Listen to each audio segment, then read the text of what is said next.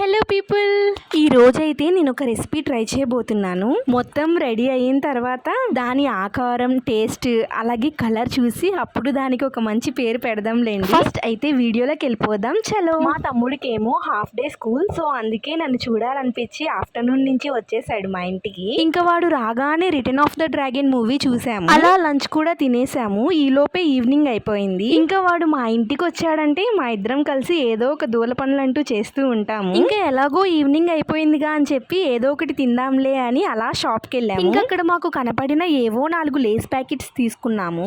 ఇంకా ఇంటికి రాగానే ప్రయోగం మొదలు పెట్టేశాము. ఫస్ట్ కుర్కురేస్ అన్ని పచ్చడిగా చేసి అన్నిటిని ఒక బౌల్లో వేసేసాము. ఆ తర్వాత ఆనియన్, టమాటో అలాగే కొత్తిమీర కూడా కట్ చేసి వాటిలో కలిపేసాము. అలాగే కొంచెం పులుపు కోసం లెమన్ కూడా యాడ్ చేసాము. ఆ తర్వాత అన్ని బాగా కలిసేలాగా మిక్స్ చేసుకున్నాం.